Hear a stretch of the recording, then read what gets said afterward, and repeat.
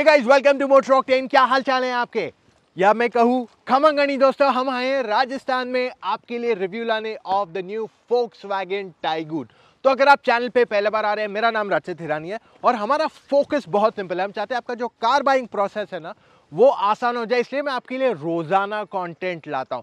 फिर भी आपके पास डाउट्स रह जाते हैं, चले जाइए motoroctane.com/car-consultancy। वहां पे आप अपनी डिटेल्स भर दीजिए और आप कॉल टाइम बुक कर सकते हैं। मेरे साथ मेरी टीम है, दूसरे एक्सपर्ट्स हैं उनके साथ, ताकि आप गलत गाड़ी के साथ एंड अप ना करें। शुरू करते हैं हमारा रिव्यू ऑफ द टाइगून। अब ये गाड़ी जो है फोक्सवैगन की लेटेस्ट एंट्रेंट है इंडियन कार मार्केट में। ये कंपीट किसके साथ करेगी?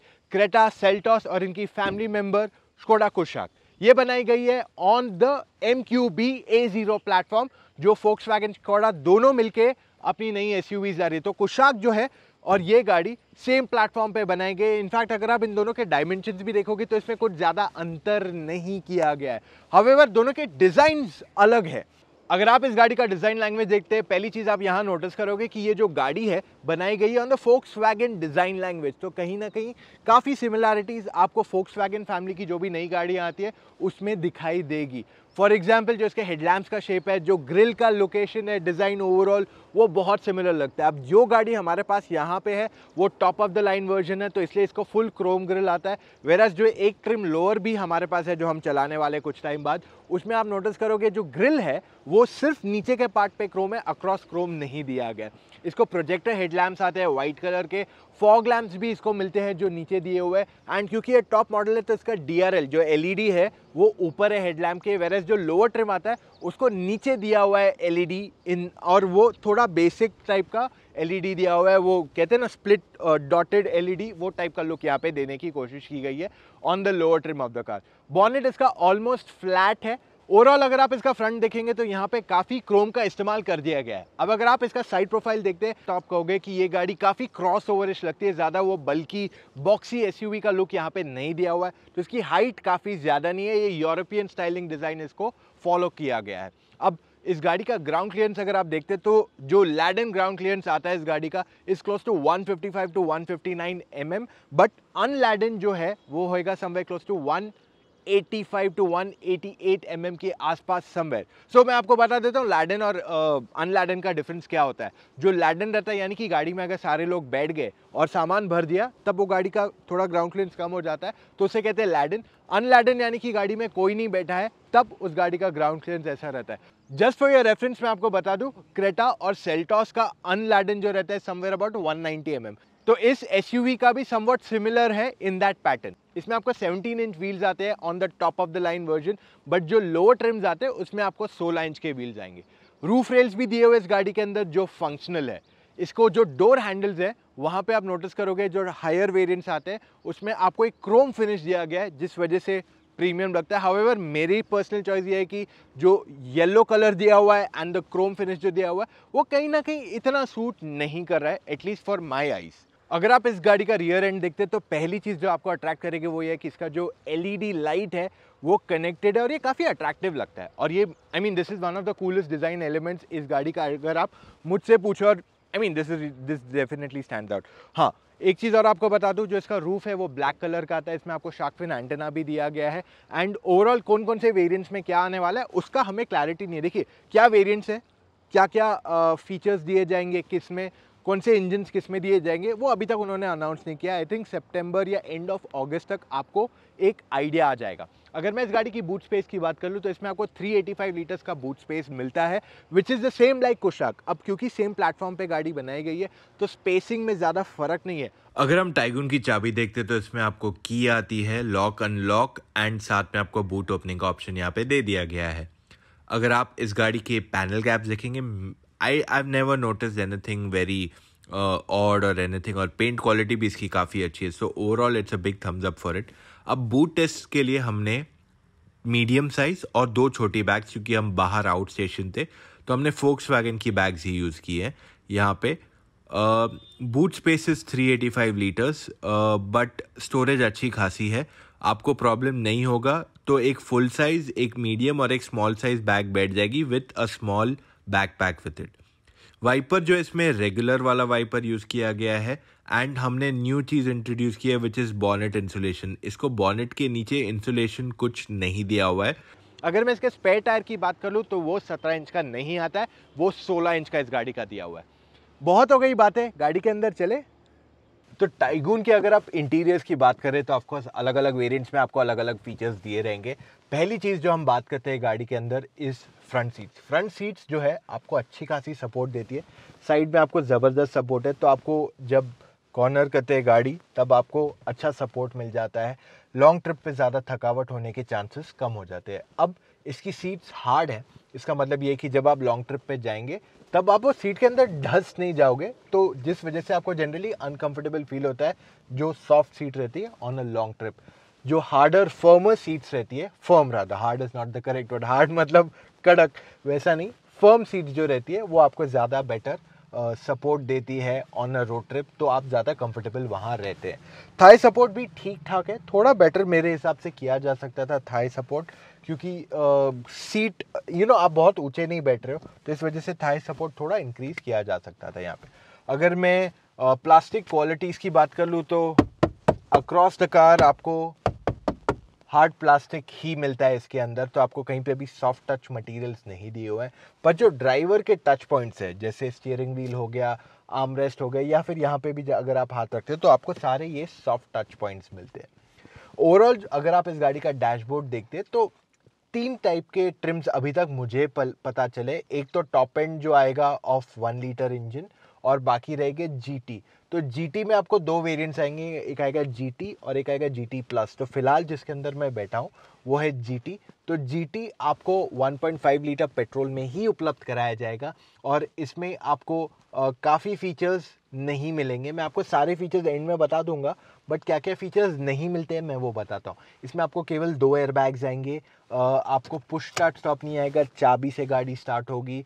मोरओवर आपके पास क्रूज कंट्रोल नहीं आएगा इसके अंदर, आपके पास वेंटिलेटेड सीट्स नहीं है, आपको फैब्रिक सीट आएगा, लेदरेट सीट्स नहीं आएंगे, आपको सनरूफ नहीं दिया हुआ इसके अंदर, आपके अलॉय व्हील्स अलग है, आपका जो हेडलैम्प है वो अलग है, आपको एलईडीज़ जो फ्रंट एलईडीज़ आता है वो अलग है। तो मेजरली ये आपको जीटी में आता है, और जीटी प्लस जो है उसमें आपको ज़्यादा फीचर्स आते हैं। तो 6 एयरबैग्स, ABS प्लस EBD, आपके पास पुश स्टार्ट स्टॉप, आपको सनरूफ मिल जाएगा, उसमें आपको क्रूज कंट्रोल मिल जाएगा।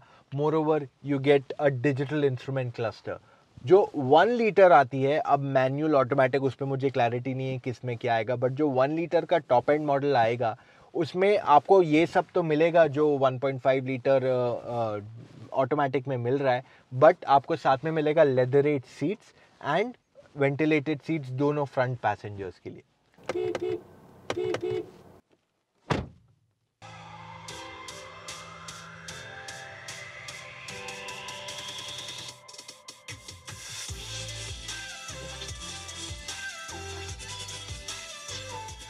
अगर मैं टच स्क्रीन सिस्टम की बात कर लूँ तो इसका रिस्पॉन्स अच्छा है, डिस्प्ले की क्वालिटी भी अच्छी है, यूज़ करने में भी कोई प्रॉब्लम नहीं है। Wireless Android auto Apple CarPlay इसमें आता है, आपको वायरलेस चार्जिंग भी मिल जाता है इस गाड़ी के अंदर। अगर मैं इसके रिवर्स कैमरा की बात कर लूँ तो it's decent, it's not really the best of the lot. Steering wheel अगर बात की जाए तो इसमें आपको हाइट के साथ साथ रीच का भी एडजस्टमेंट दिया हुआ है, यानी कि इसका स्टीयरिंग व्हील जो है वो टेलीस्कोपिक है, और जो सीट्स है, जो ड्राइवर की सीट है वो मैन्युअली एडजस्ट कर सकते हैं, इसमें आपको इलेक्ट्रिक एडजस्टमेंट नहीं आता है। अगर मैं इस गाड़ी की स्टोरेज स्पेसेस की बात कर लूँ तो फ्रंट डोर्स में आपकी 1-1 लीटर की बॉटल आराम से बैठ जाएगी, रियर डोर में भी वही कहानी है। मोरओवर आपके पास एक्स्ट्रा स्टोरेज स्पेसेस है, जैसे आपका फ़ोन आगे रख सकते हैं, आप बीच में इधर कप या छोटी बॉटलें रख सकते हैं। आर्म रेस्ट के नीचे भी आपके पास स्टोरेज है, पर बहुत ज़्यादा डीप नहीं है, सो इट्स डिसेंट इनफ। वेराज जो इसका ग्लव बॉक्स है वो काफ़ी बड़ा है, और यहाँ पे आप अच्छी खासी 2 से 3 बॉटलें तो आराम से बैठ जाएंगी इसके अंदर। अब देखिए, मेरे को एग्जैक्ट वेरिएंट ब्रेकअप तो है नहीं मेरे पास, बट जीटी वेरिएंट्स जो हैं उसमें आपको एम्बिएंट लाइटिंग मिल जाएगी गाड़ी के अंदर, रेड कलर। बहुत हो गई आगे की बातें, चले बैक सीट पे। टाइगून की अगर आप रियर सीट देखते हैं तो यहाँ पे आपके पास स्पेस अच्छी खासी है, हेडरूम भी अच्छा खासा है। तो अगर टॉल पैसेंजर्स पीछे बैठते हैं, 2 हट्टे कट्टे लोग, तो मेरी तरह जा सकते हैं लॉन्ग ट्रिप पे, पर अगर 3 लोग बैठ जाते तो वहाँ पे दिक्कत हो सकती है। अब यहाँ पे उदयपुर में जो हमारा स्टैंडर्ड हट्टे कट्टे का जो टेस्ट है वो पूरी तरह नहीं कर पाए, बट फिर भी हमने 3 लोगों को पीछे बिठाया, एंड इतनी विथ नहीं है कि 3 लोग आराम से यहाँ बैठ पाए, तो ये चीज़ इसके फेवर में नहीं जाती है। अब अगर आप पीछे की सीट पे बैठते हो तो यहाँ पे ऑफकोर्स आपके पास 3 एडजस्टेबल हेडरेस्ट है, आपका फ्लोर जो है ऑलमोस्ट फ्लैट है, और साथ में अगर 2 लोग बैठ के जा रहे हैं तो आपके पास आर्मरेस्ट भी है, पीछे एसी वेंट्स है और 2 टाइप सी चार्जिंग पॉइंट्स है। तो अब इसमें आपको ये गाड़ी में कहीं पे भी यूएसबी चार्जिंग पॉइंट नहीं देखेगा, सारे जो भी मिलेंगे आपको टाइप सी चार्जिंग पॉइंट्स ही है, या एक 12 वोल्ट का सॉकेट मिलता है इस गाड़ी के अंदर। अगर मैं बात कर लूँ डोर ओपनिंग की, तो रियर डोर थोड़ा और खुल सकता है इस गाड़ी का। However getting in and out इतना मुश्किल नहीं रहेगा, क्योंकि बहुत इजी है एक्सेसिबिलिटी इनटू द कार और गाड़ी काफ़ी ज़्यादा टॉल नहीं है। अब Volkswagen टाइगून में आपको 2 इंजन ऑप्शंस आते हैं और दोनों में आपको 2 ट्रांसमिशन आते हैं, यानी कि टोटल आपके पास 4 ऑप्शंस रहेंगे। सिर्फ पेट्रोल इंजन है, 1 लीटर टर्बो, 1.5 लीटर टर्बो। तो जैसे लोअर वेरिएंट्स जो रहेंगे, मेरा अजम्पशन ये है कि उसमें आपको 1 लीटर पेट्रोल आएगा 6 स्पीड मैनुअल के साथ एंड 6 स्पीड ऑटोमेटिक। अब जनरली ये चीज़ मैंने कुशाक में भी नोटिस की थी, बहुत लोग कह रहे हैं कि यार 1 लीटर जो आता है वो अगर हायर वेरिएंट में आता है, जो 17 to 20 लाख या 22 लाख तक जो वेरिएंट जाते हैं उसमें बहुत महंगा है। तो मैं एक छोटा क्लैरिफिकेशन देना चाहता हूँ यहाँ पे। जो 1 लीटर टर्बोचार्ज्ड इंजन रहते हैं, अब अगर आप सिर्फ साइज में जाएंगे तो वो सही तरीका नहीं होगा उसको जज करने को, क्योंकि वो जितना पावर बनाते हैं उतना जनरली जो नेचुरली एस्पिरेटेड या नॉन टर्बो इंजन रहता है उसमें 1.6 लीटर जितना पावर वो जनरली जनरेट करता है। अब इसको टर्बोचार्ज क्यों बनाते हैं? इसका सबसे बड़ा एडवांटेज है क्योंकि इंजन साइज छोटा है और फिर भी आपको उतना पावर आउटपुट मिलता है, तो आपका जो माइलेज है वो ज़्यादा बेटर होता है। सो इन शॉर्ट सारी कंपनीज को एक करना पड़ रहा है ताकि जो गवर्नमेंट नॉर्म्स है ऑफ रिड्यूसिंग एमिशन, खाली इंडिया नहीं ग्लोबली, वो फुलफिल हो सके। अब मैं जो इंजन चला रहा हूँ वो है 1.5 लीटर का पेट्रोल, टर्बो पेट्रोल।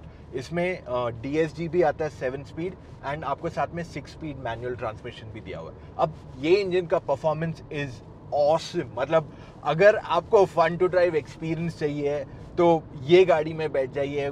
कोई भी 1.5 मैनुअल या DSG, you like manual go for the manual, you like DSG go for the DSG, but आपको चलाने में दोनों में मजा आएगा। जो DSG आता है उसमें आपको पैडल शिफ्ट भी दिया है, जिस वजह से आपको चलाने में ज़्यादा कंट्रोल भी मिलेगा एंड मोर ओवर जो इसके शिफ्ट्स है वो ज़्यादा एक्यूरेट हो जाते हैं with the paddle shifters.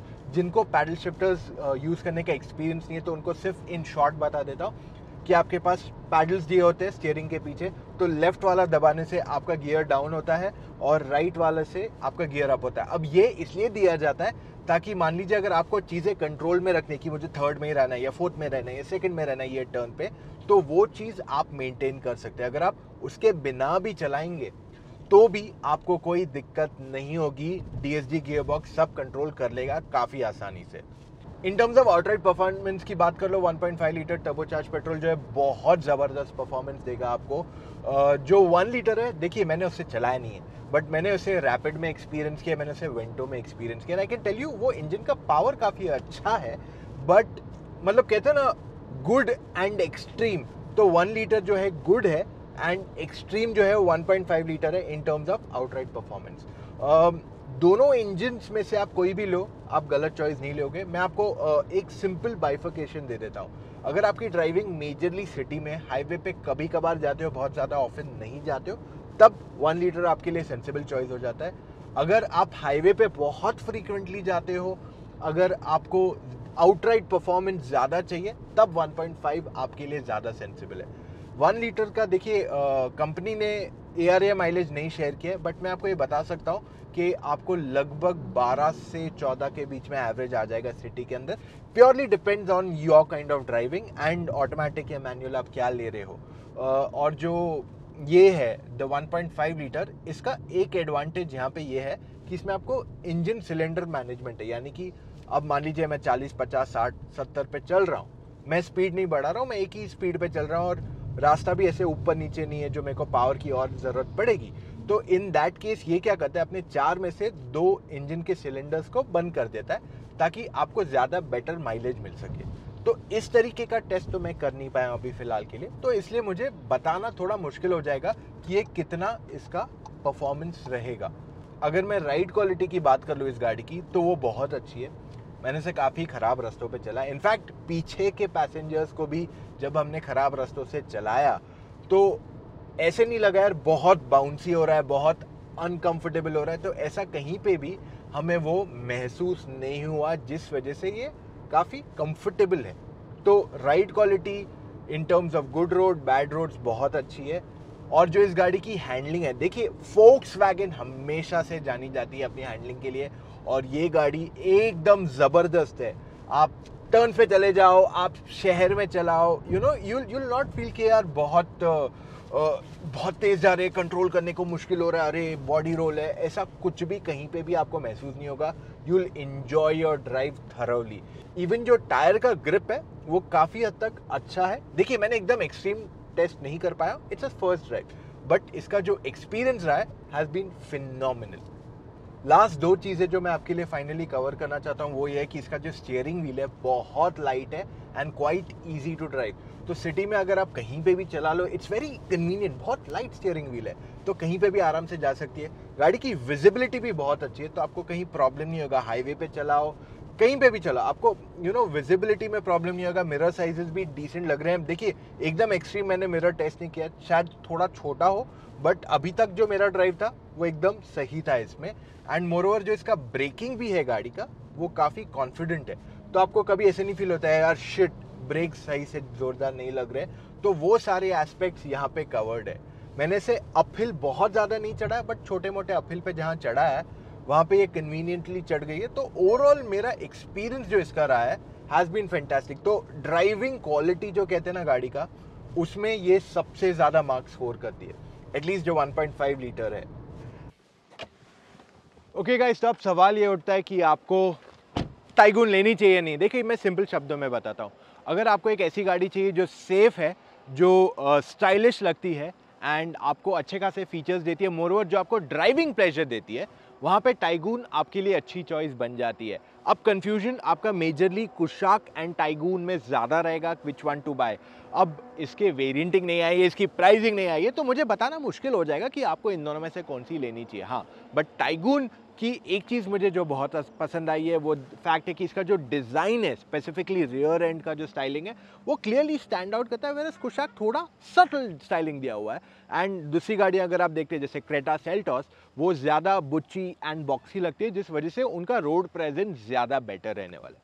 So in very simple चीज़ अगर आपको कहना चाहता हूँ, अगर आपको ज़्यादा बेटर बिल्ड क्वालिटी चाहिए and you want better driving dynamics, I think tycoon आपके लिए अच्छी चॉइस बन जाती है। पर मेरी एक हमेशा से सारे जो ये सेगमेंट की गाड़ियाँ हैं वहाँ पे एक कंप्लेंट रही कि 15 लाख के अंदर एक भी ऑटोमेटिक गाड़ी नहीं ऑफर की गई है इन पेट्रोल और डीजल व्हाटएवर। तो फिलहाल तो इसमें पेट्रोल ही आता है। तो इन 15 लाख रुपीज़ ऑन रोड अगर एक ऑटोमेटिक बैठ जाती है, I think that will be a real game changer, क्योंकि ये एरिया ऐसी है जहाँ पे लोगों को सारे फीचर्स नहीं चाहिए, बट उनको एक ऑटोमेटिक की ज़रूरत है with a much bigger car, और जो फिलहाल के लिए कोई फिल करता हुआ मुझे नहीं नज़र आ रहा है।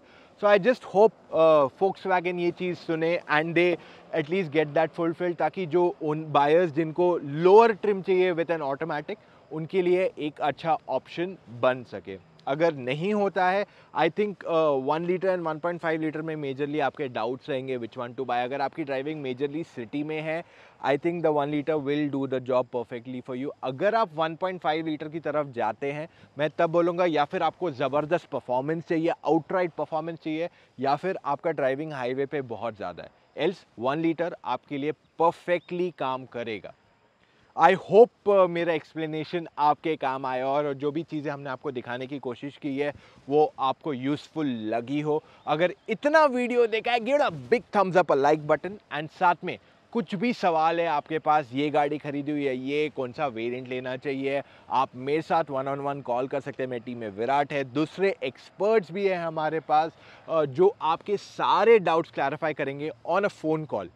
उसके लिए आपको सिर्फ motoroctane.com/car-consultancy पे जाना पड़ेगा, वहाँ पे अपने कुछ डिटेल्स भरने पड़ेंगे एंड अपना कॉल टाइमिंग बुक करना पड़ेगा, दैट्स इट। काफ़ी लोग 2 कॉल्स भी लेते हैं, आई रिकमेंड हाईली दैट कि आप पहले हमसे कंसल्ट करो, फिर जाके सारी गाड़ियाँ टेस्ट ड्राइव करो and then do the second call again, तो आपको एकदम क्लियर हो जाएगा which one should you buy. And moreover, अगर आपने गाड़ी डिसाइड कर लिया आपको कौन सी लेनी चाहिए and you want to save money on insurance, new car या रिन्यूअल, motoroctane.com/insurance पे जाके आप अपने डिटेल्स भर दीजिए। ऐसे और वीडियोस कंटिन्यू करना है देखने के लिए तो सब्सक्राइब करना मत भूलिए to the Motor Octane YouTube channel. अभी बहुत सारा न्यू कंटेंट आने वाला है हमारी तरफ से। Mahindra XUV 700 is coming up in the next few days and ऐसे और new upcoming SUVs Indian car market की जो मैं आपके लिए खास कवर करने वाला हूँ। तो नोटिफिकेशन दिख रहा है वो भी प्रेस कर लेना। मिलेंगे कल फिर से with an all new video guys, take care, bye.